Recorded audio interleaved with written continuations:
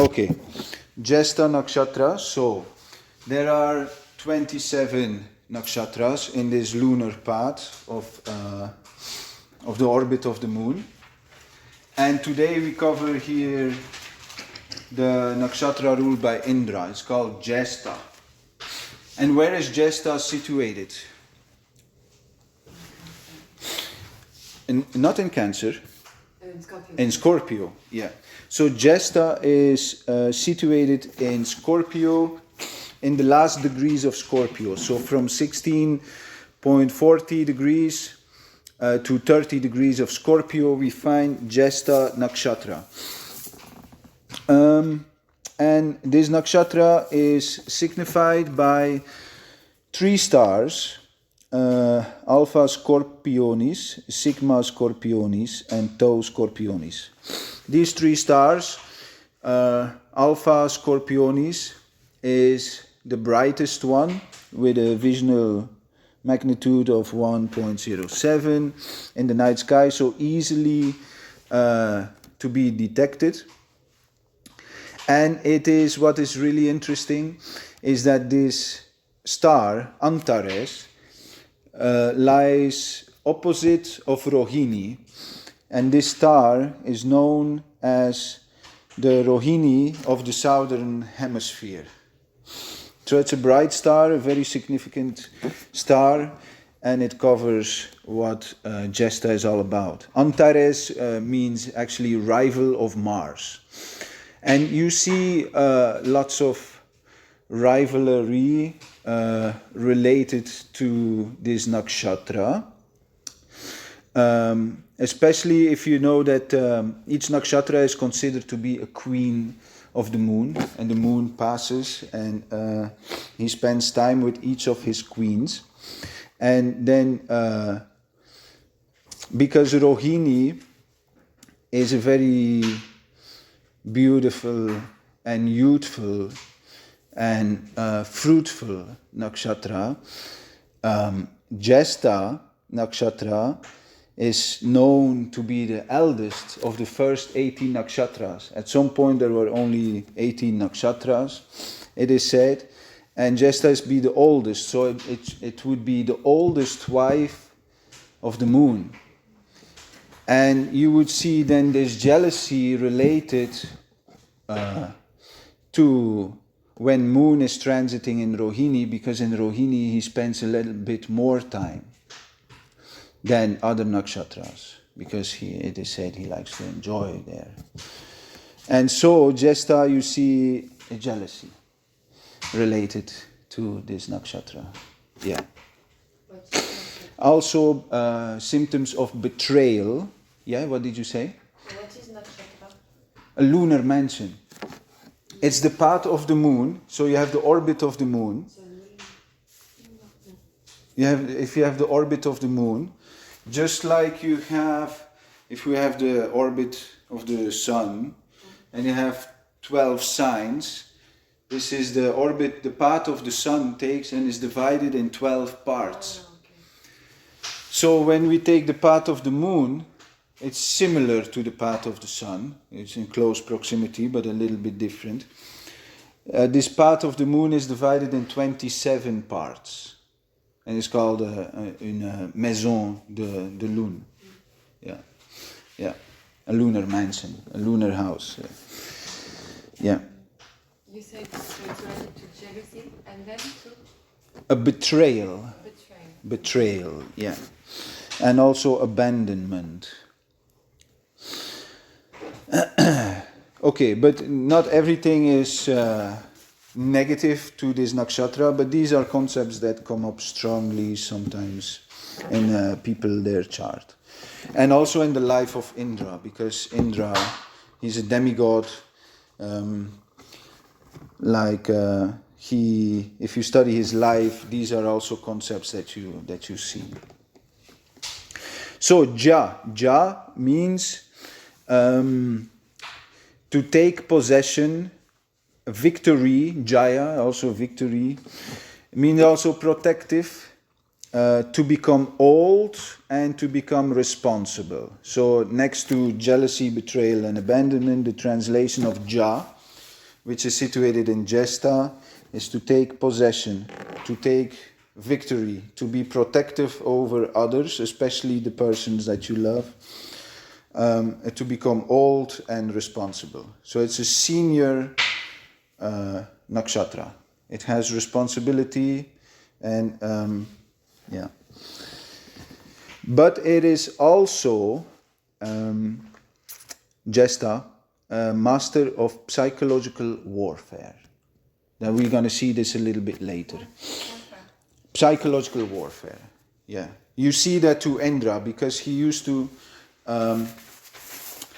what Indra did, if you know Indra a little bit, he's the most celebrated demigod, like the gods of the Veda, especially the Rig Veda. He's the most celebrated god in the Rig Veda, for sure. So he's a master of psychological warfare. Why?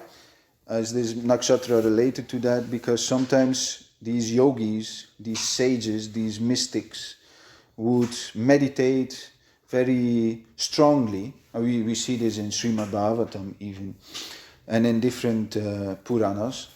And Indra would become a little bit worried about their power, that they would take his post, that it becomes so powerful that he would take their post. But rather than just going to these sages and kill them, he would negotiate with them in such a way that they would leave their meditation. Yeah. And he would, on a psychological level, win that battle. Yeah.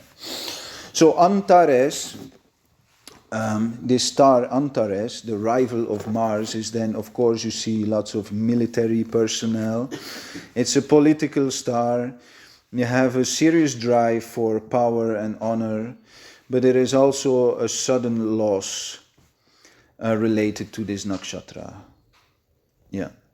Even though it is so victorious, you have to watch out that the loss comes from when status and power gets to your head and you become proud and arrogant. That's where then the loss starts to happen. So with this nakshatra, it is advised to always keep your pride and your arrogance in check, if you have like a responsible post in society. Now, if you want to study nakshatras, this is very important, then how do you classify a nakshatra? And I have written it down here. There's different classifications of how to analyze nakshatras. So I have 27. And so, from this nakshatra, first we start, it doesn't matter in which order, but okay, you want to take symbol and deity, of course. The deity would be Indra. Okay, yeah, there are a few important, maybe a little bit more important than other classifications. So you want to start with the deity. Not really the planetary ruler, because this is for the dasha system, for the timetables. But the deity would be more important, and then the study of the deity. And then each nakshatra has a symbol. This is very important, actually, this symbol, because there's so much hidden meaning to nakshatras, their symbols.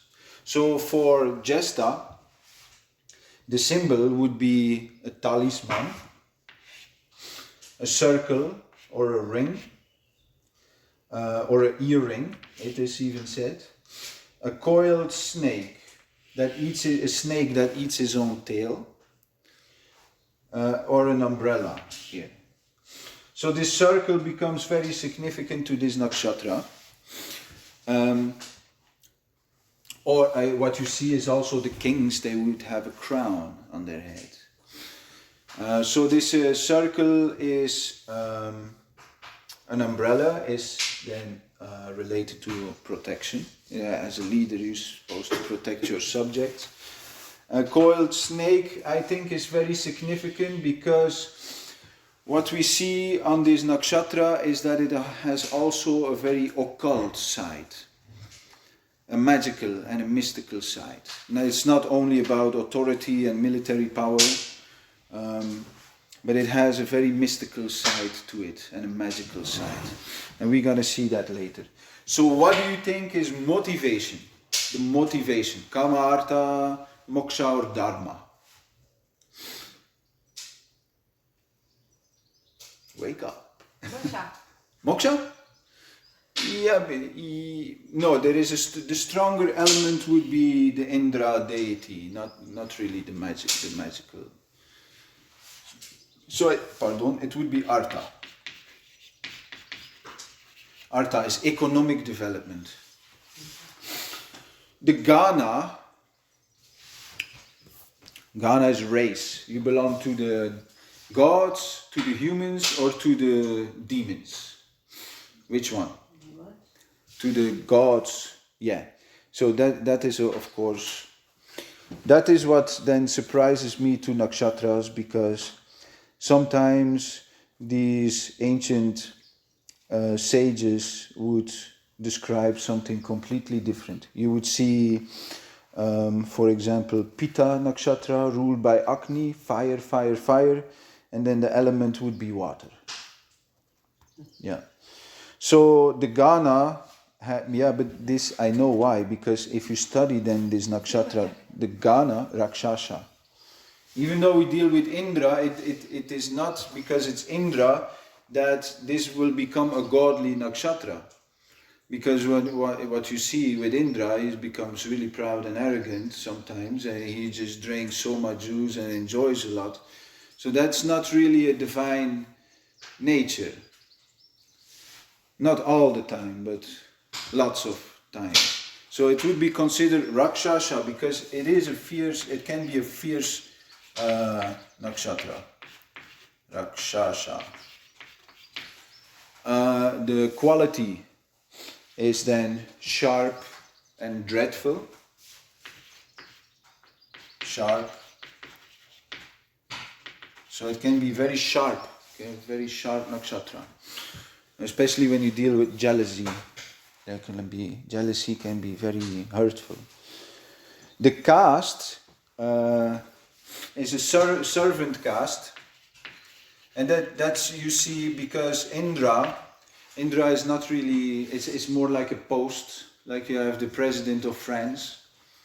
It's more like a post where somebody is elected to serve as president of a country. The guna, this is again significant because this nakshatra has a good side. The guna is sattva. It's not all bad, but we have to try to analyze why it is sattva, of course, and we will do that. The Shakti or the power is the power to conquer, overcome and gain courage, and he gives also the power to rise above the subconsciousness. So a very strong Shakti. The Yoni is male deer. It has a very sexual side also, this nakshatra. And the element is air. Yeah. And then, of course, the planetary ruler would be Mercury. And what you see with this nakshatra is like a combination of Mars and Mercury. Put them together. Okay. Any questions so far? Why a combination of Mars and Mercury? Mars is the planetary ruler of Scorpio, and Mercury is for the Vṛṣtika Rāśi system. That's the most commonly timetable system that we use. So Mercury becomes the planetary ruler of this nakshatra for the Dasha system, and Mars becomes the planetary ruler for the Scorpio sign, house placement. Any other questions? No? Good? Everything is clear. Okay, so Indra, we deal with Indra. There is lots of information about Indra. and I've done a little bit of research. What is significant is that Indra is also known as Zeus in Greek mythology and as Thor in Scandinavian mythology. In all those three, so you have the India, you have the Europe, Greece, and you have Scandinavia. He is depicted as one and the same, the god of the thunder, and with a lightning bulb in his hands. So in both of these cultures, in all of these cultures, he was known as the same person, which is very significant. I think actually in the Rig Veda or in the Purana it is described that Indra had blonde, long hair and blue eyes. So you see that Scandinavian type of leader there. Of course, he was the king of the gods.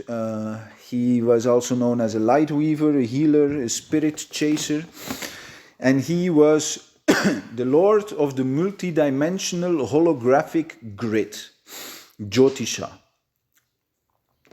He gave the Atharva Veda to the sages, and that's the book of spells. Krishna speaks in Bhagavad Gita of the three Vedas. He does not speak about four Vedas, because the four Veda, the Atharva Veda, he didn't really mention it, because it's really a book of spells where you would like curse your neighbor if he steals something from you, and then rather than knocking on his door to smack a stick on his head, you would have all these kind of mantras to do whatever in your home, to protect your home or to curse other people. Yeah. So Indra he gave the Atharva Veda to the sages, and that's where we also see the magical part of this nakshatra. He was the lord of the waves, unconscious behavior, samskaras, vasanas, controller of the indriyas, intra-psychic processes, and which were the tools of knowledge.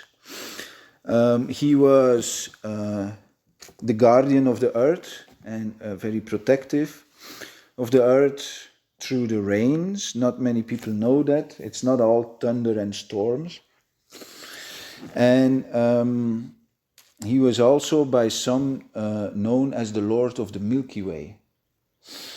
And how is that? Gaia means cow, galaxy. Galaxy would be derived from the word Gaia, and Gaia means earth or cow. And he would be the Lord of Gaia, which would be the Lord of the Milky Way. But okay, this is a little bit speculative. Not everybody shares the same opinion, but it makes a little bit of sense. Now what we can focus on is his second name would be Chakra. He would be known as Chakra, and the faculty of Indriya Vidya. And that is the mental fortitude. He gives physical prowess, and he can tackle challenges. He is known as the slayer of Vṛṣtika, that we know in the Srimad Bhagavatam. Vṛṣika was a big demon. Vṛṣika, he was a mythological beast, but Indra attained victory over Vṛṣika. But in some way, Vṛṣika was an elevated demon, no? Yeah. I read a few of the discussions he had in Indra, and Vṛṣika is actually preaching about soul. You cannot kill me anyway, so so that would be very nice. Indra is the ruler of the east direction. He holds a thunderbolt. Sachi is his wife, and also a third name would be Mahendra. Some people would call him Mahendra. Now, he lures with enjoyment. He likes to steal soma juice from his father, Vishvakarma, I think, and drink and dance. So what you see with this nakshatra, if it's a little bit afflicted, you see people with many sexual encounters, and sometimes obsessions and infidelity in the worst cases. But what Indra does, he actually starts meditating at some point. He starts meditating and doing severe penances for repentance of these sinful activities, you might say. And he starts penance, serious penance. One moment. This is now the other page. One story is that he seduced a wife of a great sage once, and he is known as the thousand-eyed one, because that great sage cursed him to have 1,000 vaginas on his body. So he had to do austerities in order to change that curse. It was a serious sage, and Indra was cursed. And eventually, through his penances, these 1,000 vaginas became 1,000 eyes. And Indra is known as the 1,000-eye one. But you can see that is because if you seduce a wife of a great sage or somebody's partner, then scandals fall from that, and people fall from grace through illicit affairs. So, if with this energy, there's a significant amount of passion there, aggression towards lovemaking, domination in sexual affairs, sometimes obsessive about sexuality, and commit adultery. So it's all about controlling your indriyas, your inner urges, if you are dealing with a bad placement in jyeṣṭhā, for example. It's about controlling your senses, doing these austerities, so you protect yourself from falling from grace. How can we see if the jyeṣṭhā is a bad place? You have to check your chart. It's going to be in Scorpio, but depending on which house and which planet is placed, which opposition or square, which lord, if it's the lord of a Dushtana house, if it's the lord of 6, 8 or 12, is situated in jyeṣṭhā, you have to already start maybe paying a little bit of attention. Right now we have Ketu in jyeṣṭhā. Ketu is regarded exalted in Scorpio in the first pada in jyeṣṭhā. So Ketu is now at his full exaltation point in the first pada of jyeṣṭhā, which is okay.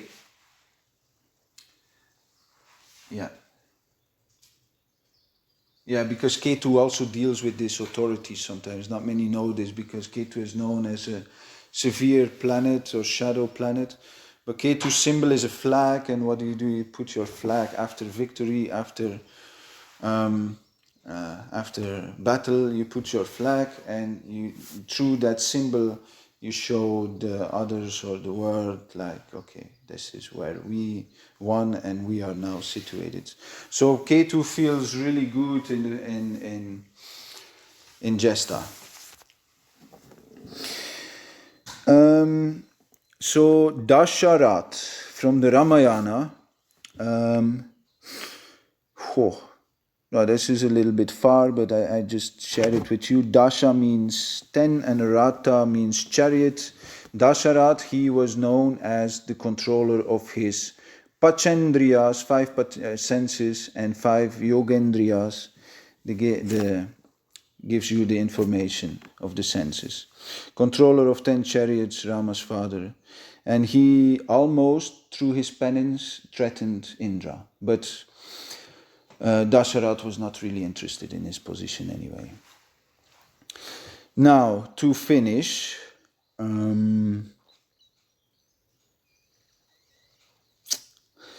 Yeah.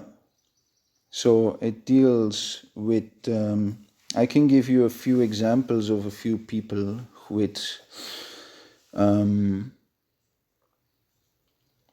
jyeṣṭhā. Like, for example, Elvis Presley had jyeṣṭhā. Frank Sinatra, Al Pacino, these are all jyeṣṭhā natives. And especially Frank Sinatra, he deal in his relationships with the mafia, with the FBI. He used to be very aggressive towards journalists on the streets. So this is typical jyeṣṭhā. Albert Hitchcock, do you know him? He's a serious movie maker. He's a jyeṣṭhā native, and what you see with this film director is that it was really, most of his movies were about phobias or obsessive compulsive behavior, anxiety, worry, terror and fear. Yeah. So that's where you have the psychological warfare again. Yeah. And you see female artists, like ladies, very artistic ladies, who work with hidden energies, secret forces, witchcraft, manipulation of energies, psychological intimidation, domination and seduction. And you see also these artists intend to have lots of stuff in their room, like talisman or protective dream catchers, for example, to protect them from these hidden energies. And on the good side, you have people like Albert Einstein, Beethoven, Mozart, and Friedrich Nietzsche in jyeṣṭhā. So I can give one, because we deal with Mercury, and if your Mercury is strong in your chart, it may give you a great intelligence.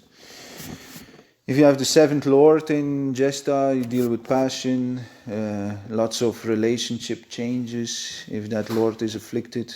And 10th Lord in jyeṣṭhā, 7th Lord, 7th house Lord. This deals with relationships. If it's afflicted, you can have lots of relationships. Adultery and all these things. 10th Lord, if you have 10th Lord strong, it can make you a best of leaders. If you are a Scorpio rising, and you have like Mars in jyeṣṭhā, can make you a great leader.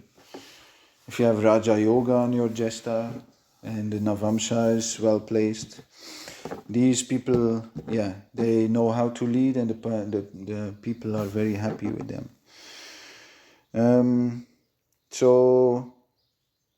That's what I have for Jyeṣṭhā Nakṣatra. All the rest you can find in the documentation that I will send on the group.